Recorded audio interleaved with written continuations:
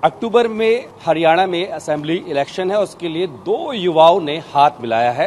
एक हैं जेजेपी के दुष्यंत चौटाला और दूसरे हैं एएसपी से नगीना से चुने गए सांसद चंद्रशेखर जी, क्या फॉर्मूला तय किया है?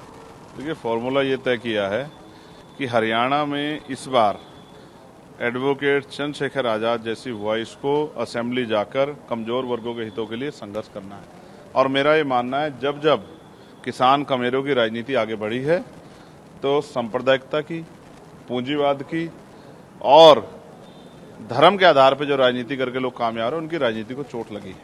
हमारा उद्देश्य ये है कि ये जो वैचारिक आंदोलन है महान पुरुषों का, जो बाबा साहब अम्बेडकर ने चलाया, जो सर छोटू राम जी ने चलाया, जो ताऊ देवीलाल जी ने चलाया, जो चौधरी चरण सिंह ने चलाया, जो मान्यवर काशीराम साहब ने चलाया और अर्जक संघ के हमारे महान पुरुषों ने चलाया, उस विचारधारा को जिंदा रहना चाहिए। उस विचारधारा के आधार पर राज व्यवस्था आनी चाहिए। उसके लिए हम लोग संघर्ष कर रहे हैं। आपने तय किया है कि 70 पे जेजेपी और 20 पर आप लड़ेंगे। देखिए, मैं तो पार्टी का कार्यकर्ता हूँ। हमारे यहाँ स्टेट लीडरशिप तय करती है। उन्होंने जो तय किया उसी को हमने आगे जो है फॉलो किया। हमें जितना काम पार्टी देगी उस काम को हम लोग करेंगे। हम अपने कार्य के प्रति जिम्मेदार हैं। जहां जहां ड्यूटी लगेगी जाकर मेहनत करेंगे, जन समर्थन जुटाएंगे, लोगों से अपील करेंगे कि वो हमें मौका दें। और आप देखना, जब हमें मौका मिलेगा हरियाणा में, तो हरियाणा से भी ऐसी मुखर आवाजें निकलेंगी जिस तरह से दिल्ली के पार्लियामेंट में आजाद समाज पार्टी की आवाजें गूंज रही। ये बताइए कि क्या योजना है, किंग बनना है या हरियाणा में किंग मेकर बनना है?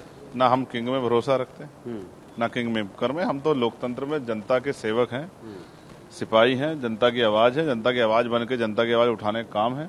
और अगर राजनीतिक ताकत हमारे हिस्से में आएगी, उसके जरिए पॉलिसी बना के जनता को लाभ देना है।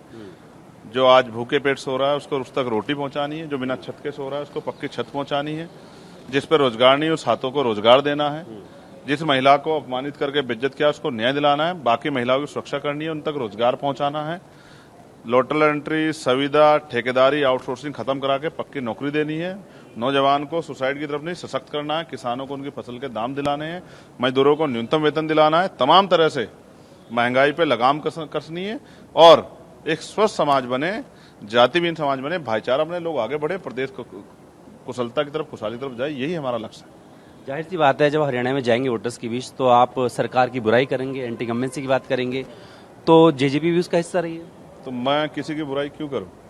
मैं तो अपनी हमारी क्या पॉलिसी है वो बताने का काम करूंगा।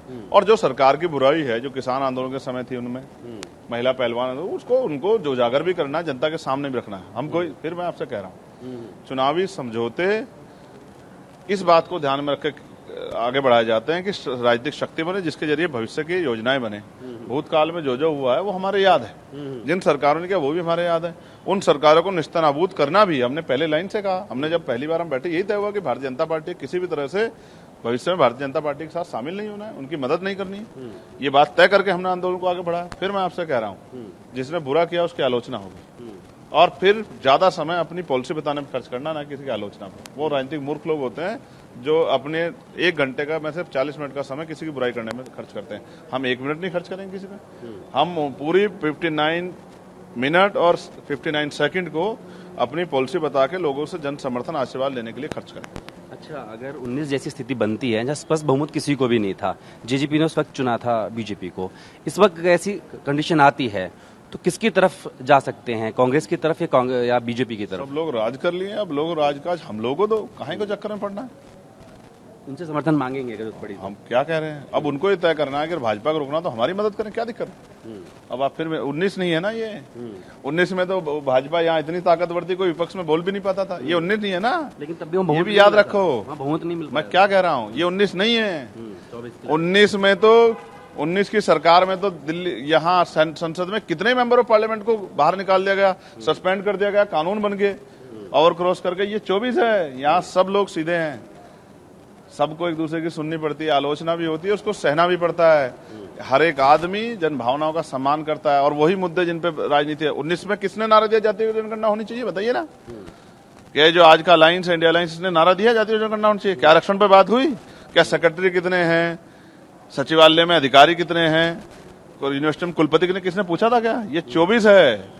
जब मैंने कहा ना किसान कमेरों की राजनीति की बात होगी मंडल की राजनीति की बात होगी तो राजनीति का स्तर बदलेगा। आज मुद्दों की बात हो रही है और देखो मुद्दों में बात होगी। अच्छा, मैं आपसे कुछ और पूछूंगा। हरियाणा की जनता के सामने आपके जैसे एक विकल्प और है, इंडियन नेशनल लोकदल और बीएसपी भी वहां चुनाव लड़ रही है, तो उनको आप क्या कहेंगे कि उनसे इतर आपको क्या अलग देने वाले हैं? मेरी मंगल कामनाएं उनको है।